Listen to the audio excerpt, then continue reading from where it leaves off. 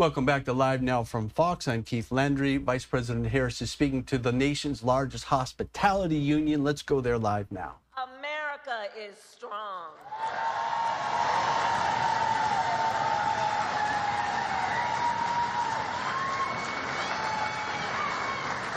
And President Joe Biden and I are proud to stand by your side. So together we have fought for affordable health care, knowing health care should be a right and not just a privilege of those who can afford it. Together we took on Big Pharma and capped the cost of insulin at $35 a month for our seniors.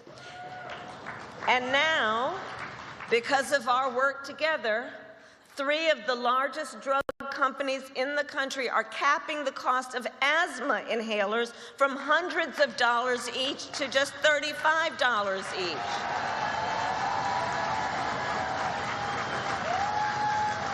And we know how that affects so many of our babies historically and how expensive those inhalers have been. We are finally making it so that medical debt can no longer count against your credit score.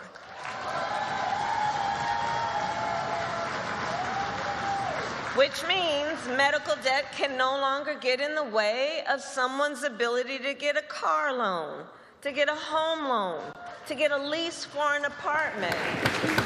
Because I don't need to tell anyone here, medical debt.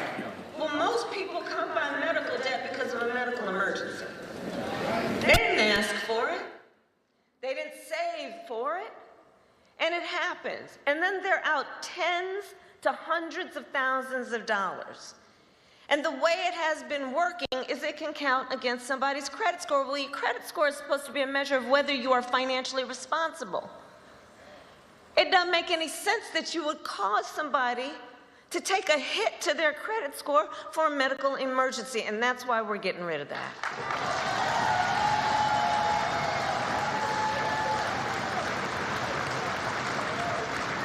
In addition to medical debt, we are also addressing the issue of student loan debt. So far, we have forgiven student loan debt for nearly 5 million Americans and twice as much for our public servants, including our teachers, our nurses, and firefighters.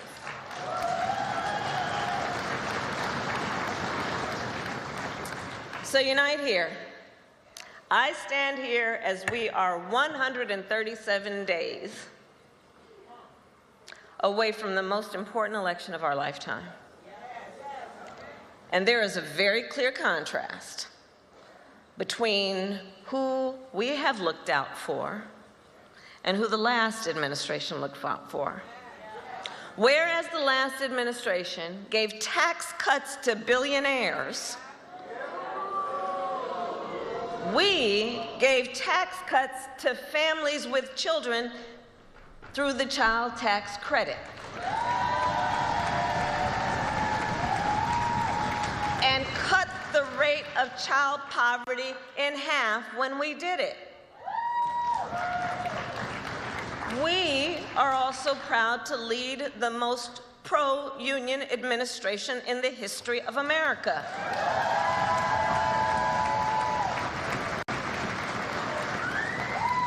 We expanded the power of OSHA to make workplaces safer. As head of the White House Labor Task Force, I have led our work to eliminate barriers to organizing in both public and private sectors. And we did the long overdue work to protect the pension plans of now more than 1 million union workers, including thousands of Unite Here members and retirees. On the issue of immigration, we believe in keeping families together, not tearing them apart. So now undocumented spouses of American citizens who have been in the country for 10 or more years can stay in the country while they apply for a green card. And so can their children. We also made it easier for thousands of dreamers who have graduated college to secure work permits because our entire nation benefits from their extraordinary skill, talent, and ambition.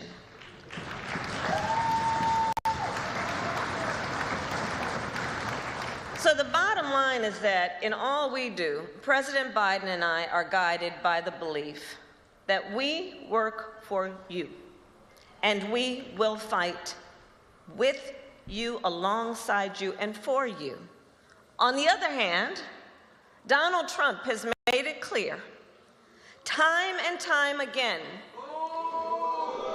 he only cares about himself. He openly talks about his intention to weaponize the Department of Justice against his enemies.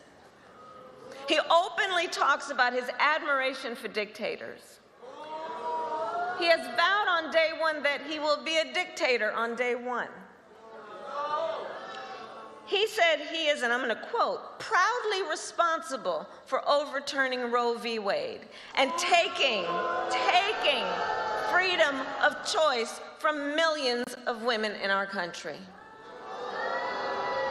And get this, recently in Las Vegas, you might have seen this, recently in Las Vegas, well, it was a typical day in Vegas, it was 104 degrees, you know what I'm saying.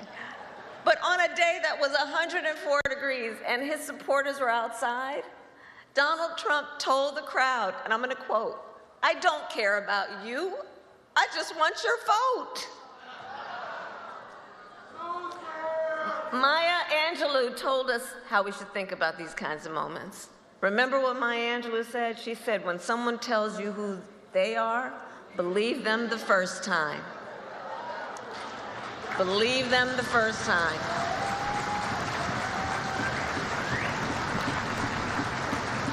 So we see what's happening. We see what's happening. Donald Trump and his allies, they're working from a playbook to attack freedoms, to spread hate, to divide our country, and to make people feel alone, to make people feel small. But in the face of these attacks, we here know the power of the collective. And unite here, I believe when you know what you stand for, you know what to fight for. We stand for freedom and opportunity. We fight for paid family leave and affordable child care. We fight to lower rents, and we fight to help more Americans buy a home. We fight to secure a pathway for citizenship, including for our dreamers. And we fight for the dignity of all people. Because we know what we stand for, and so we know what to fight for. And in this moment, our nation needs everyone here. We need you. We really do. We need you to continue to do what you know how to do so well. You're the best at it. We need you to continue to organize. We need you to continue to mobilize. We need you to continue knocking on that door and practicing how to do it.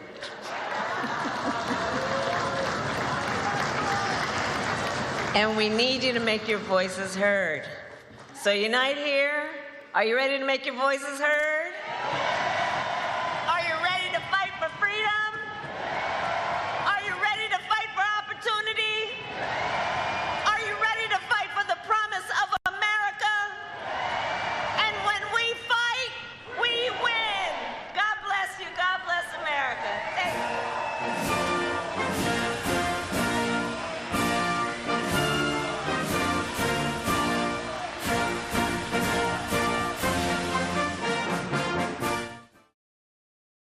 Okay, we have been watching and listening together as Vice President Harris speaks to hospitality workers in New York. This is the Unite Here Constitutional Convention in New York, and this is the nation's largest hospitality union. So she's speaking a lot about workers' rights and family values and middle-class families working hard to go over the top. You can see the vice president shaking hands, meeting some folks as she makes her way out of the room onto her next event. We are making our way to a quick commercial break. 12:06 on the East Coast, 9:06 out west. I hope your Friday's going very well for you. Taking a quick break, a lot more stories and headlines and breaking news from across America and around the world on the other side of the break.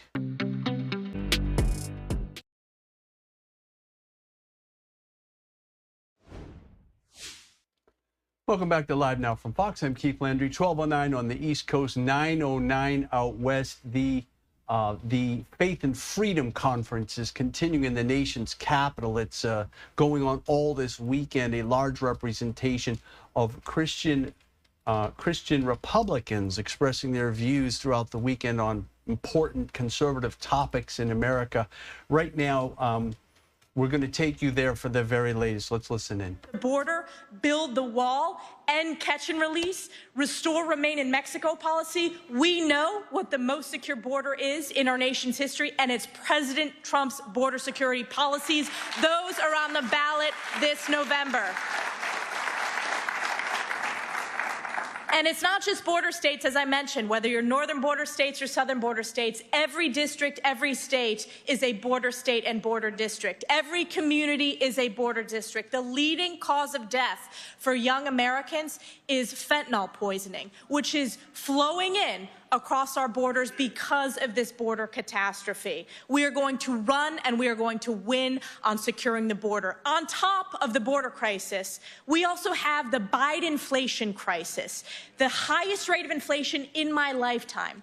If you talk to hardworking Americans, which I do every day, I was just in my district visiting small businesses, visiting with members of the workforce, visiting with hardworking families. This inflation is crushing hardworking families. Going to the grocery store every week, the price of eggs, I'm a new mom, the price of diapers, the price of baby formula, the price of food, bacon, meat, it goes up, and it's a direct result of Joe Biden's failed Biden economics policies, which have hurt catastrophically families, small businesses, manufacturers, and farms. Compare that with the America First economic boom that we saw under President Trump. We are going to restore American greatness. We are going to restore the great America First economy, and we will get that done. House Republicans working with President Trump to fight back and crush this inflation that has been hurting so many families.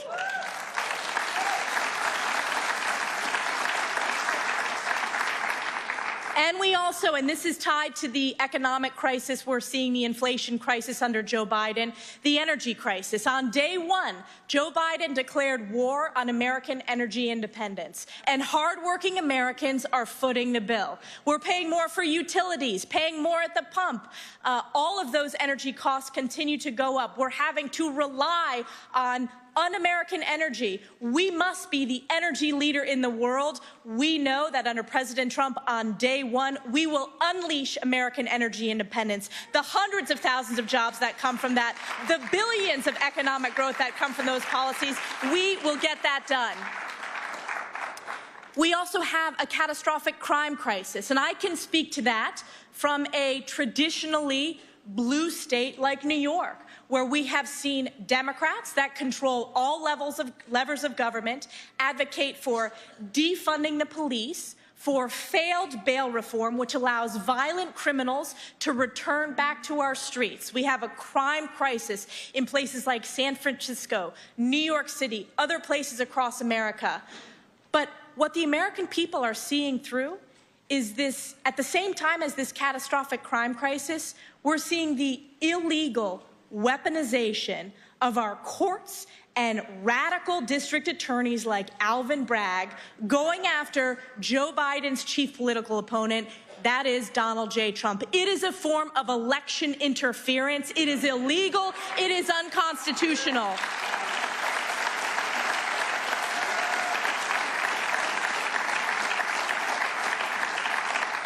We must do everything we can as the American people to make sure that we restore equal justice under the law, that we stand up against this radicalization, this corruption of our courts. I've been proud as a member of the New York delegation and just a proud New Yorker to file ethics complaints against Alvin Bragg, the corrupt process, the jury selection process. Think about this. It is so corrupt that in the jury selection process, the jurors were asked, do you follow any social media accounts of President Donald J. Trump? If any of them said yes, they were not allowed to serve on the jury.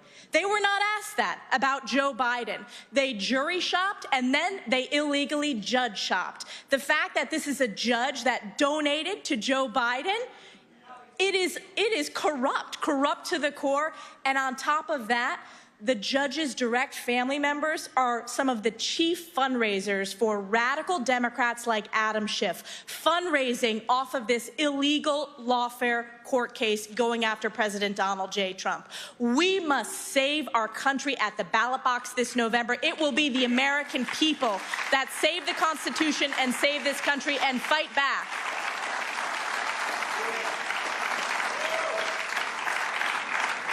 And I will tell you, this is part of the reason why recently you've seen President Trump gaining in poll after poll. He is ahead in every swing state. But importantly, even states like New York, Democrats are in big, big trouble. President Trump is within single digits in New York State, and we are proud as New Yorkers that no state flipped more House congressional seats than New York State from Democrat to Republican. We will continue to go on offense to build this majority and send Democrats packing.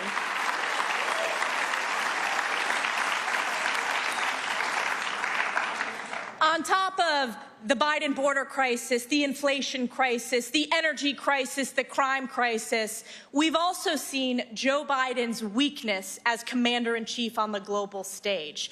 We saw the catastrophic withdrawal from Afghanistan, an absolute black mark on America, the way the rest of the world views America.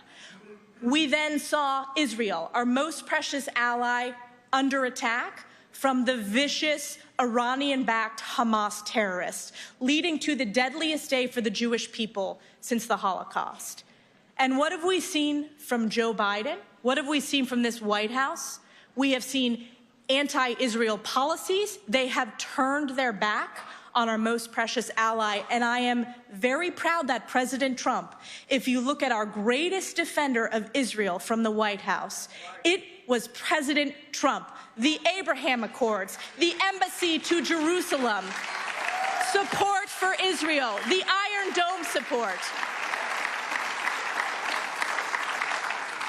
And I recently had the opportunity to deliver remarks in the Jerusalem room at the Knesset, and I'm very proud over my lifetime. Even before I was in Congress, I am proud to be a lifetime supporter of Israel. I had the opportunity to, and I know you are as well, and America is as well. I had the opportunity to travel to Israel when I was an undergraduate. I had the opportunity to travel when I was a young professional, and I have been there many times as a member of Congress. And it is more important than ever that the United States, that America shows moral leadership and standing with Israel. There should be no equivocation, no daylight when it comes to U.S. support for Israel.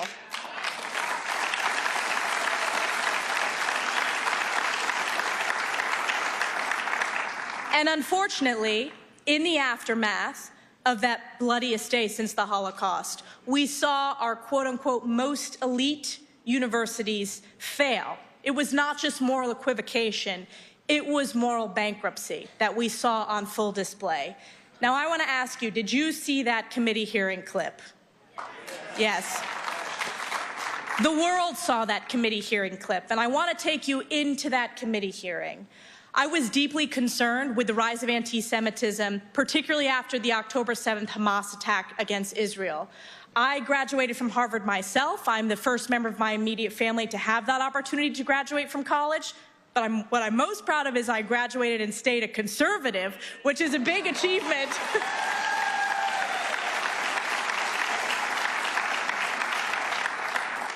So I encouraged my colleague, Chairwoman Virginia Foxx, that we needed to have a hearing to address and combat this rise of anti-Semitism on our college campuses. And she agreed. We had the hearing with university presidents from MIT, from Penn, and from Harvard. And throughout the hearing, we did not get a lot of direct answers. They were trying to avoid answering our questions. The question that is now the most viewed testimony in the history of the United States Congress, that was the last question of the committee hearing. It was not my prepared question. I thought, how can I ask this question in a moral way to force a yes answer? And that question was this: does calling for the genocide of Jews violate your university's code of conduct? And one after the other said, it depends on the context. And the world heard. We know it does not depend on the context. We know that that is not reflective of American values. UPenn's president was forced to resign within 48 hours. It took a month. Harvard president was forced to resign as well. And we have a message for higher ed. 2 down, so many to go. We will continue.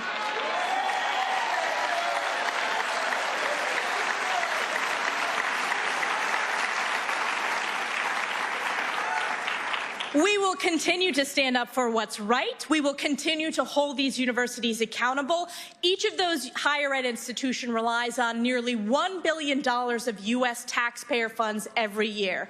If there is any support for anti-Semitism, if these schools refuse and fail to protect Jewish students, we will defund them. We will stand up for U.S. taxpayer dollars, and we will hold them accountable.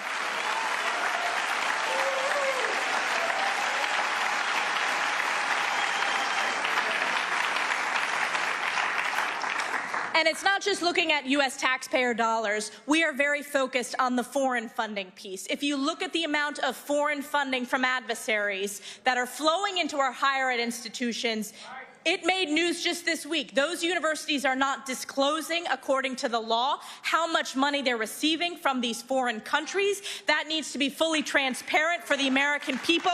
These are American institutions.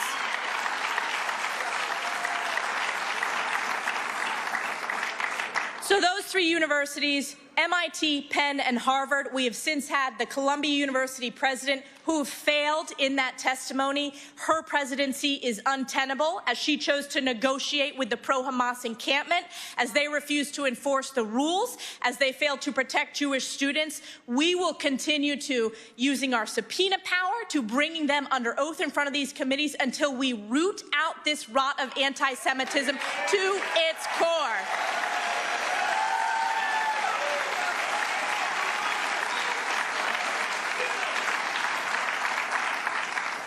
So again, I am just so grateful to have had the opportunity to speak with you today. I'm very proud to serve as House Republican Conference Chair. My goal every single day is to make sure House Republicans are unified, that we are focusing on the issues that matter to the American people, that we are going on offense, communicating our positive message of making America great again and the America First movement. And we are crisscrossing this country to not only flip the Senate, but to gain seats in the House, and most importantly, to elect President Donald J. Trump. Thank you very much for the opportunity to be here. Thank you to the Faith and Freedom Coalition for this award. Great to see you, Billy Long. Thank you very much. Okay, we've been watching together as Congresswoman Elise Stefanik of New York speaks to the Faith and Freedom Coalition 2024 Road to Majority Conference in the nation's capital. Now, she is on the short list, a possible contender to be the vice president pick for former President Donald Trump. So when she speaks, people listen closely. And we're going to take a quick break. And as we head into that break, before we do, I just want to pop up our XRAD as we see that the Caribbean is heating up, the Gulf of Mexico, lots of red and orange and swirling going on there. But more immediately, we're focused off the coast of Jacksonville. That low there is Invest 92L drifting off the northern Florida coast. And our colleagues at Fox Weather are keeping a close eye on this to see if it will briefly become a tropical depression sometime today as it drops rain in northern Florida and stirs up the surf on the beach. So we're, almost a full month into the hurricane season now, and you can see it's pretty active. Tropical storm Alberto just blew into southern Texas and Mexico this week as well, killing 4 people south of the border. So a quick break, but we just wanted to see how things are looking in the weather. We'll be right back.